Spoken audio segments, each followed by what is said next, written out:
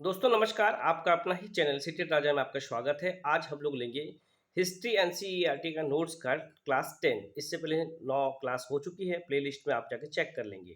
काफ़ी important sessions है, NCERT का नोट्स है। आज हम लोग लेंगे अलीगढ़ आंदोलन, सिंह सभा आंदोलन, राष्ट्रवाद का उदय कैसे हुआ।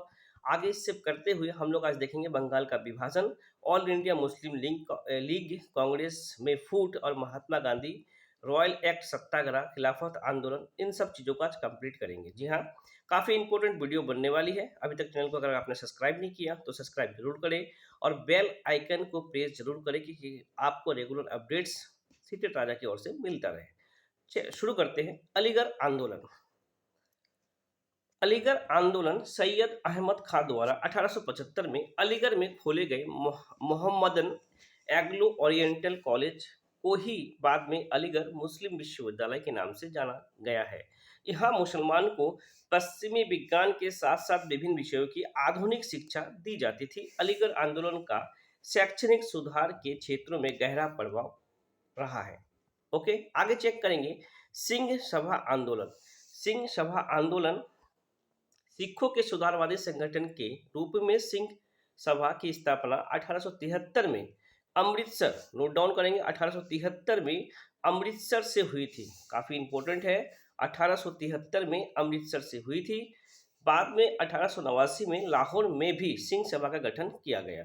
इन सभाओं ने सिख धर्म को अंधविश्वासों, जातियों, भेदभाव एवं आचरण जिसे वो गैर सिख समझती थी, यह मुक्त कराने का प्रयास किया। उन्होंने सिखों को शिक्षा के लिए प्रोत्साहित किया। नोट डाउन करेंगे, उन्हें शिक्षा के लिए भी प्रोत्साहित किया गया। काफी इंपॉर्टेंट पॉइंट है, जिसके अक्सर आधुनिक ज्ञान के साथ साथ सिख धर्मों के सिद्धांतों को भी पढ़ाया जाता था।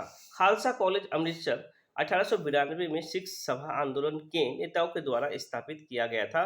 नोट डाउन करेंगे, 1892 में खालसा कॉलेज अमृतसर। अब देखेंगे राष्ट्रवाद का उदय। भारत का मतलब है यहाँ की जनता, भारत यहाँ रहने वाले किसी भी वर्ग, रंग, जाति, पंथ, भाषा, जेंडर वाले तमाम लोगों का घर है। यह देश और इसके सारे संसाधन और इसकी सारी व्यवस्था उन सभी के लिए है। इन जवाबों के साथ ये एहसास भी सामने आया है कि अंग्रेज भारत के संसाधनों व यहाँ के लोगों की जिंदगी पर कब्जा जमाते हुए, और जब तक यह नियंत्रण खत्म नहीं होता है, भारत यहाँ के लोगों को भारतीयों का नहीं हो सकता है। 1870 और 1880 के दशक में बने राजनीतिक संगठनों में भी ये चेतना और गहरी हो चुकी थी। इनमें से ज्यादातर संगठनों की बागडोर वकील आदि अंग्रेजी शिक्षित परिवेशों के हाथों में थी। पूना सार्वजनिक सभा, इंडियन एसोसिएशन, मद्रास महाजन सभा, बॉम्बे रेसिडेंसी एसोसिएशन और भारतीय राष्ट्रीय कांग्रेस आदि इस तरह के प्रमुख संगठन थे। काफी इंपोर्टेंट पॉइंट है। आगे लेंगे कुछ पॉइंट, आगे चेक करते हैं। संप्रभुता प्रभुत्वता चेक करते हैं। संप्रभुत्वता क्या है? एक आधुनिक विचार और राष्ट्रवाद का बुनियादी तत्व होता है। ये संगठन इस धारणा से चलते थे कि भारतीय जनता को अपने मामलों के बारे में फैसला लेने की आज़ादी होनी चाहिए। 1870 और 80 के दशक में ब्रिटिश शासन के प्रति असंतोष और ज्यादा गहरा हुआ। 1878 में आर्म्स एक्ट पारित किया गया। नोट डाउन करेंगे, 1878 में आर्म्स एक्ट पारित किया गया, जिसके जरिए भारतीय के द्वारा अपने पास हथियार रखने का अधिकार छीन लिया गया। उसी साल वर्नाकुलर प्रेस एक्ट, यानी कि 1878 में ही वर्नाकुलर प्रेस एक्ट भी पारित किया गया, जिससे सरकार की आलोचना करने वाले को चुप कराया जा सके। इस कानून में प्रावधान था कि अगर किसी अखबार में कोई आपत्तिजनक चीज छपती है तो सरकार उसकी प्रिंटिंग प्रेस सहित सारी संपत्ति को जब्त कर सकती है।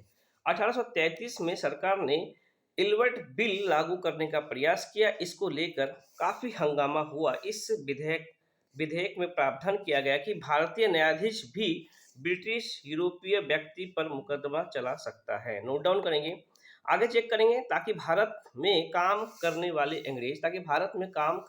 अंग्रेज भारतीय न्यायाधीशों के बीच समानता का स्थापित की जा सके। जब अंग्रेजों के विरोध की वजह से सरकार ने यह विधेयक वापस ले लिया तो भारतीयों ने इस बात पे काफी विरोध किया। इस घटना से भारत में अंग्रेजों के असली रवैया का पता चला।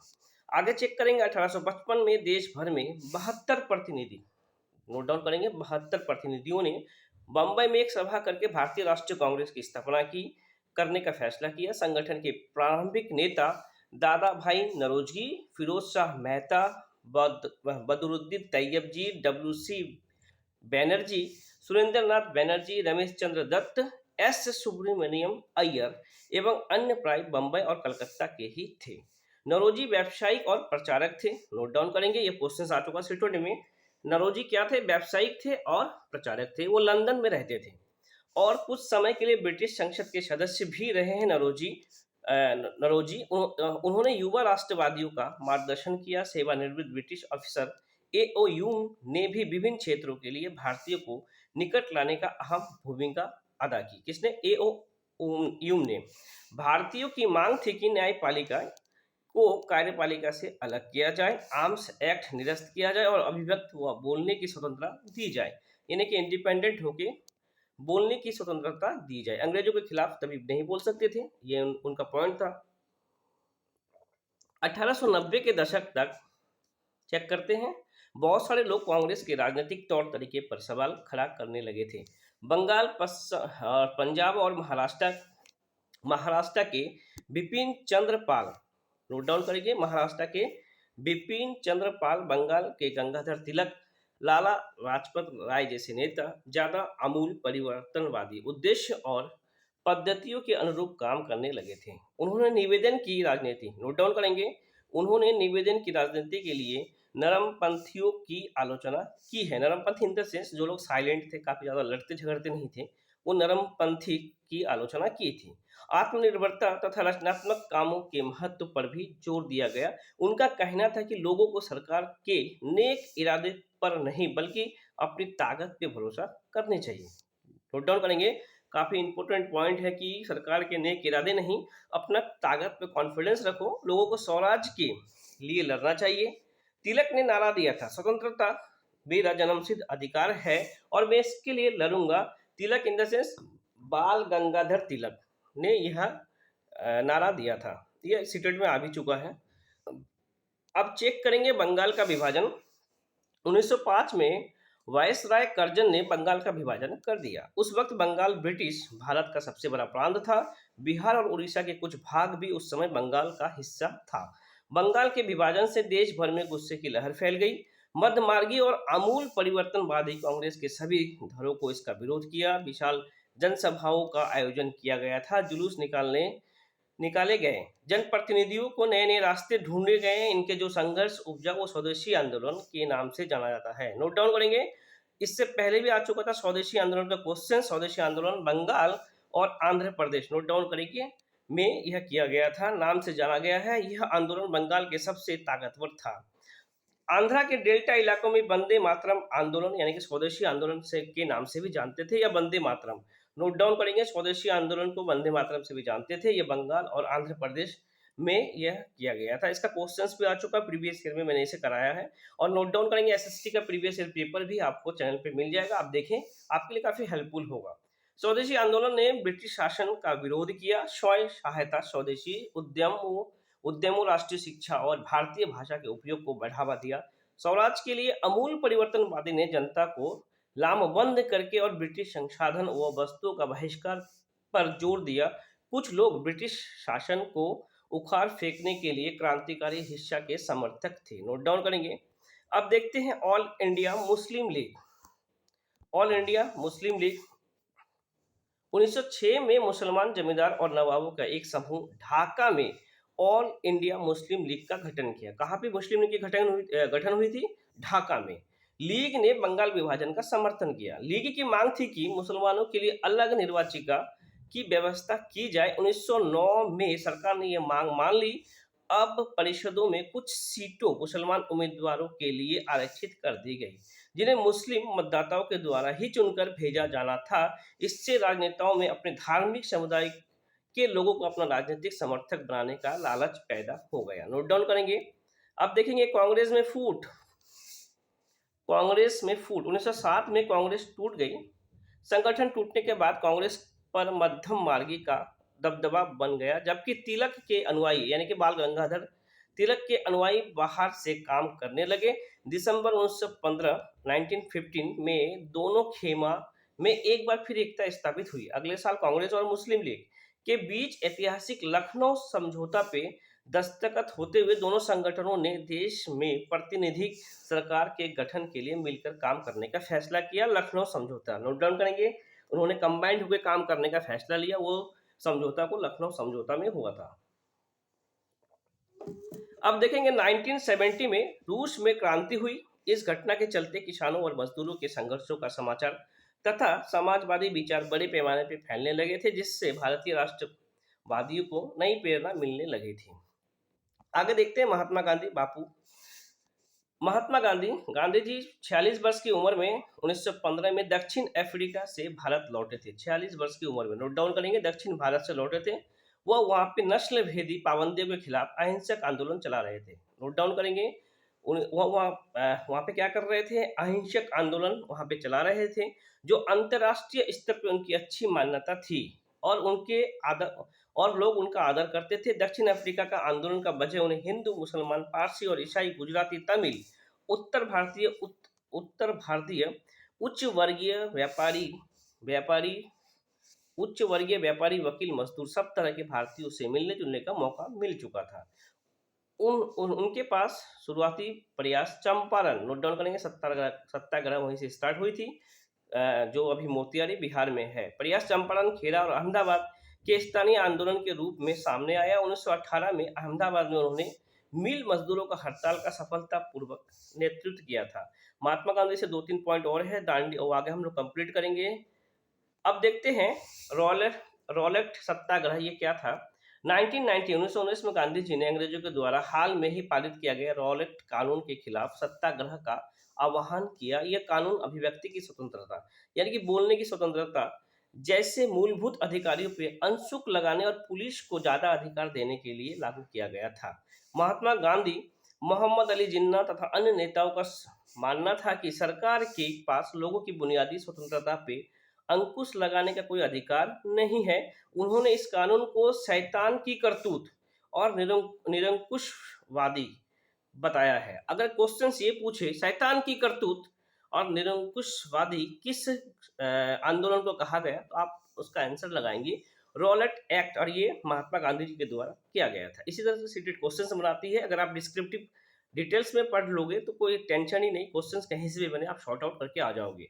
गांधी जी ने लोगों का आह्वान किया कि कानून का विरोध करने के लिए 6 अप्रैल 1919 को अहिंसक विरोध दिवस के रूप में अपमान और याचना के दिवस के रूप में मनाया जाए।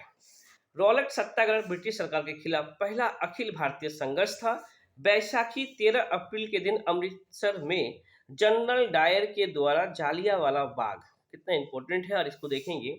एक तो यहाँ से क्वेश्चन ये है कि बैसाखी 13 अप्रैल में दिन अमृतसर जनरल डायर द्वारा जालियांवाला बाग में किया गया हत्याकांड इसी दमन का हिस्सा था। इस संहार पर रविंद्रनाथ टैगोर ने अपनी पीड़ा और गुस्सा जताते हुए नाइटहुड की उपाधि वापस लौटा दी, क्योंकि भाई इतने लोगों को मार दिया गया। तो रविंद्रनाथ को तो एक नाइटहुड की उपाधि थी, ये तो क्वेश्चंस बन गया। उन्होंने अपनी उपाधि नाइटहुड की उपाधि को इन्होंने वापस कर दी। किसने? टैगोर ने, रविंद्रनाथ टैगोर ने। नोट डाउन करेंगे, रविंद्रनाथ टैगोर को नाइटहुड की उपाधि मिली थी। नाइटहुड ब्रिटिश राजा रानी की तरफ से किसी व्यक्ति की अप्रतिम व्यक्तिगत सफलता हो या जनसेवा के लिए दिया गया एक उपाधि था, नाइटहुड। अब देखते हैं खिलाफत आंदोलन और असहयोग आंदोलन। चेक करते हैं खिलाफत आंदोलन और असहयोग आंदोलन को। 1920 में अंग्रेज ने तुर्की के सुल्तान खलीफा पर बहुत सख्त संधि सौंप दी थी। जालियांवाला बाग हत्याकांड इस घटना पर भी भारत के लोगों में भारी गुस्सा था। भारतीय मुसलमान यह भी चाहते थे कि पुराने ऑटोमन साम्राज्य में स्थित पवित्र मुसलमान स्थानों पर खलीफा का नियंत्रण बना रहना चाहिए। खिलाफत आंदोलन के नेता मोहम्मद अली और शौकत अली एक सर्वव्यापी असहयोग आंदोलन ने शुरू किया। नोट डाउन करेंगे, असहयोग आंदोलन शुरू करने वाले मोहम्मद अली थे और शौकत अली थे। नोट डाउन करेंगे। और तुर्की के खिलाफ यह आंदोलन चलाया गया था 1920 में। आंदोलन शुरू करना चाहते थे। गांधी जी ने आह्वान का समर्थन किया और कांग्रेस से आग्रह किया कि वह पंजाब में हुए अत्याचार यानी कि जालियांवाला हत्याकांड और खिलाफत के मामले में हुए अत्याचार के विरुद्ध मिलकर अभियान चलाए, स्वराज की मांग करे। किसकी मांग करे? स्वराज की मांग करे। अब देखेंगे इसकी घटनाएं। 1922, 1929, 1922, 1929 की घटनाएं। महात्मा गांधी हिंसक आंदोलन के विरुद्ध थे।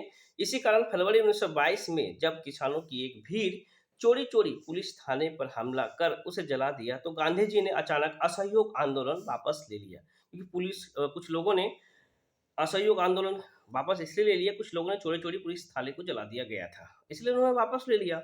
उस दिन 22 पुलिस वाले मारे भी गए थे। किसान इसीलिए बेकाबू हो गए थे क्योंकि पुलिस ने उनको शांतिपूर्ण जुलूस पर गोली चला दी थी, इसीलिए किसान क्या कहते हैं, अनकंट्रोल्ड हो गए थे। अब देखते हैं दांडी मार्च। इनसे काफी क्वेश्चन सीटेड में आ चुका है। दांडी मार्च 1930 में गांधी जी ने ऐलान किया कि नमक कानून को तोड़ने के लिए यात्रा निकालेंगे। उस समय नमक के उत्पादन और बिक्री पर सरकार का एकाधिकार होता था। महात्मा गांधी अन्य राष्ट्रविदों का कहना था नमक पर टैक्स वसूलना पाप है, क्योंकि ये हमारे भोजन का एक बुनियादी हिस्सा है, इसलिए नमक पर टैक्स नहीं लेंगे। नमक सत्याग्रह ने स्वतंत्रता की व्यापक चाह को भी लोगों की एक खास शिकायत सभी से जोड़ दिया था, और इस तरह के अमीरों और गरीबों के बीच मतभेद पैदा नहीं होने दिया नमक सत्याग्रह ने। नोट डाउन करेंगे। गांधी जी और उनके अनुयायी साबरमती से 240 किलोमीटर, ये साबरमती है कहाँ पे? गुजरात में है साबरमती आश्रम। 240 किलोमीटर दर स्थित दांडी तट तक पैदल चल के गए। उन्होंने तट पे बिखरा नमक को इकट्ठा करते हुए नमक कानून का सार्वजनिक रूप से उल्लंघन किया और दांडी तट तक गए थे, इसलिए इनको दांडी मार्च या दांडी सत्याग्रह भी कहते हैं। नोट डाउन करेंगे। और यह आंदोलन, इससे क्वेश्चन आता है, सविज्ञ अभिनय आंदोलन का यह ये है, महल है ये। 1920 के दशक की शुरुआत से ही राष्ट्रीय आंदोलन में सक्रिय सरोजिनी नायडू दांडी यात्रा के मुख्य नेता में से एक थी।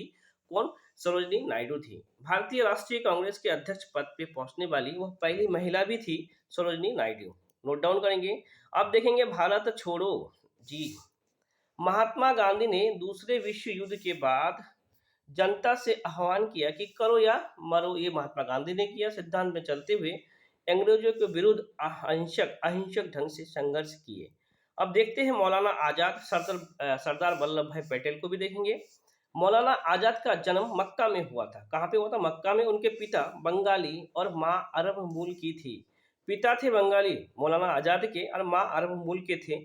बहुत सारी भाषाओं के जानकार, आजाद इस्लाम के विद्वान और वहादत दीन यानी कि सभी धर्मों की बुनियादी एकता में के हिमायती थे, यानी कि सभी धर्मों को मानने वाला, गांधीवादी आंदोलन में हमेशा सक्रिय रहने वाला, हिंदू मुस्लिम एकता के पक्के हिमायती थे। उन्होंने जिन्ना के दो राष्ट्र सिद्धांत का विरोध भी किया था मौलाना आजाद ने। नोट डाउन करेंगे। अब देखते हैं सरदार वल्लभ भाई पटेल जी। सरदार वल्लभ भाई पटेल 1945 से 47 के दौरान आज़ादी के लिए चली वार्ताओं में से एक अहम भूमिका अदा की थी।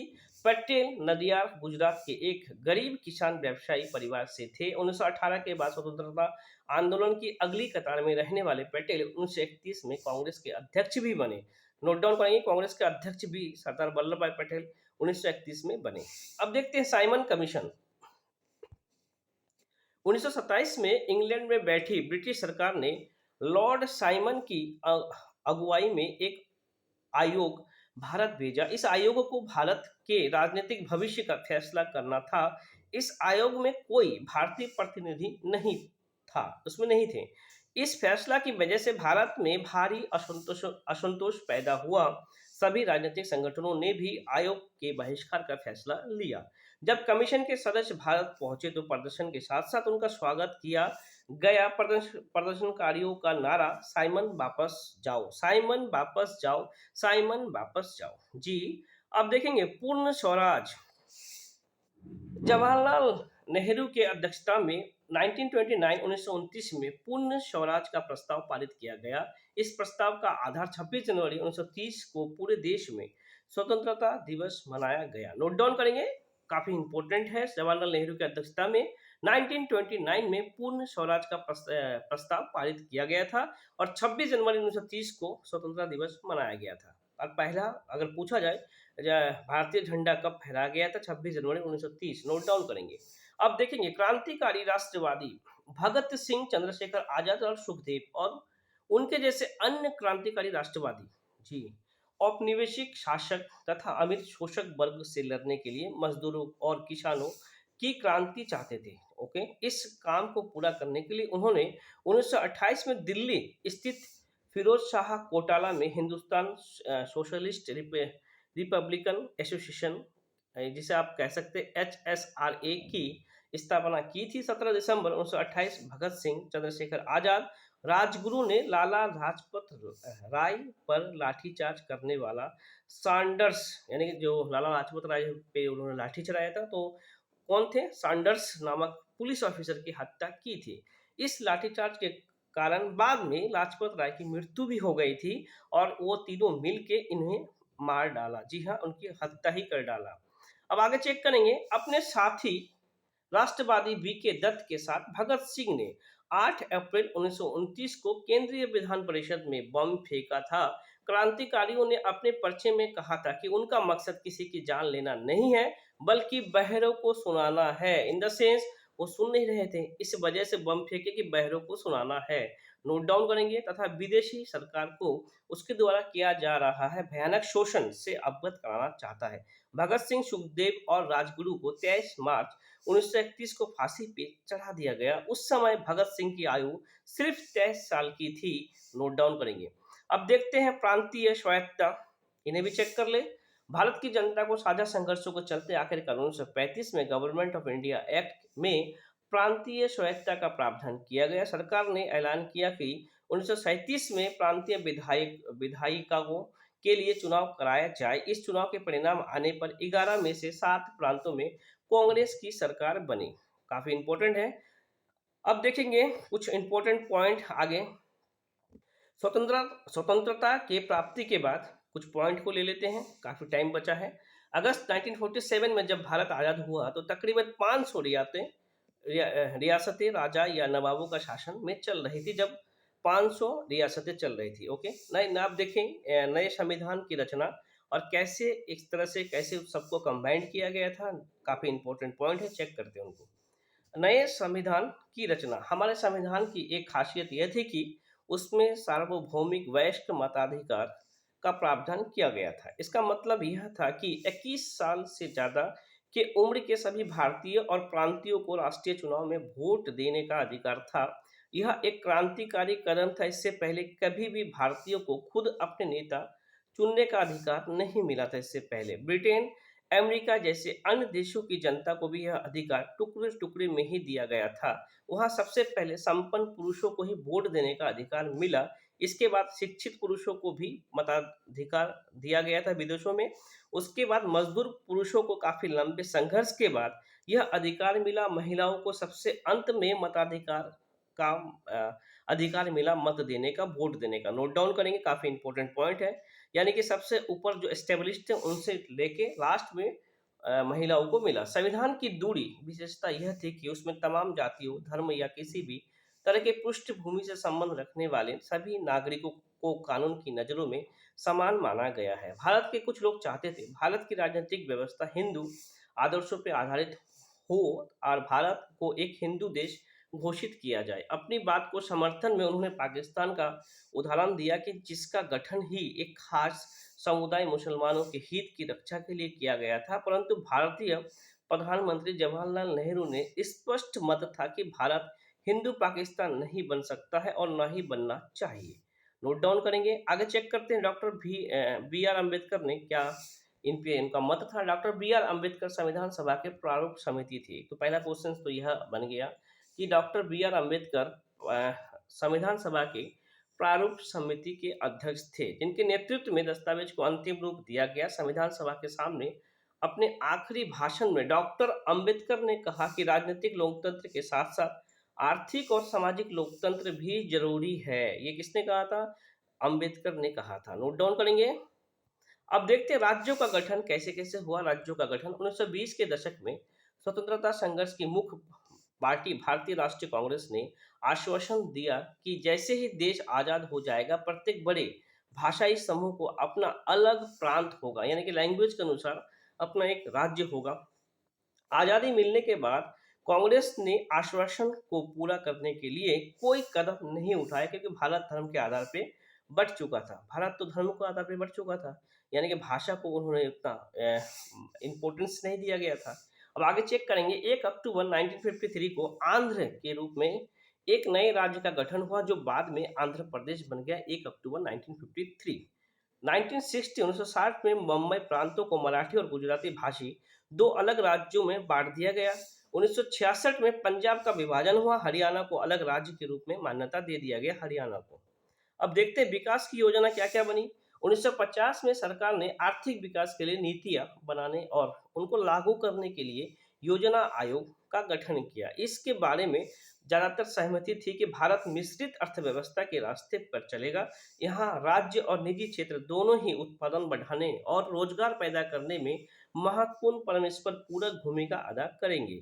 किसी क्षेत्र की क्या भूमिका होगी, अर्थात कौन से उद्योग सरकार के द्वारा और कौन से उद्योग बाजार के द्वारा यानी कि निजी उद्योगपतियों के द्वारा लगाए जाएंगे, विभिन्न क्षेत्रों और राज्यों के बीच किस तरह के संतुलन बनाया जाएगा, इन सबको परिभाषित करना योजना आयोग का काम था। नोट डाउन करेंगे कौन सा गवर्नमेंट का उद्योग होगा और कौन सा प्राइवेट टाइप के होंगे। नोट डाउन करेंगे, काफी इंपॉर्टेंट है। 1956 यानी कि 1956 की बात हो रही है, दूसरी पंचवर्षीय योजना तैयार किया गया था 1956 में। इस योजना में इस्पात जैसी भारी उद्योगों एवं विशाल बांध परियोजना आदि पर सबसे ज्यादा जोर दिया गया था। यह काम सरकारी नियंत्रण के अंतर्गत रखे गए। भिलाई स्थित इस्पात कारखाना इनका स्थापना 1959 यानी कि 1959 में तत्कालीन सोवियत संघ, नोट डाउन करेंगे, की सहायता से की गई थी। एक तो इस्पात उद्योग किसके सहायता से किया गया, सोवियत संघ। छत्तीसगढ़ के पिछड़े ग्रामीण इलाके में स्थित यह कारखाना आधुनिक भारत के विकास का एक महत्वपूर्ण प्रतीक बन गया था, इस्पात उद्योग। और एक क्वेश्चन ये भी था, सारे उद्योगों में से बैकबोन यानी कि रीढ़ की हड्डी किसे कहते हैं, तो हम इस्पात उद्योग को रीढ़ की हड्डी कहते हैं। नोट डाउन करेंगे, काफी इंपॉर्टेंट क्वेश्चन है।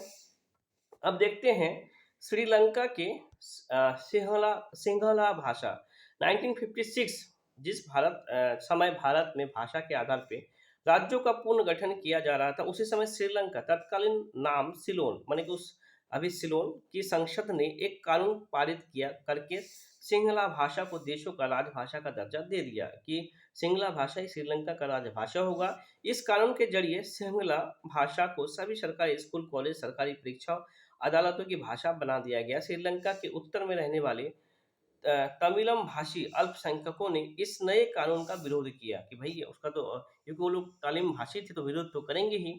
एक तमिल संसद ने कहा, जब आप मुझसे मेरी भाषा छीन लेते हैं तो आप मेरा सब कुछ मुझसे छीन लेते हैं। ये तो काफी इंपॉर्टेंट है।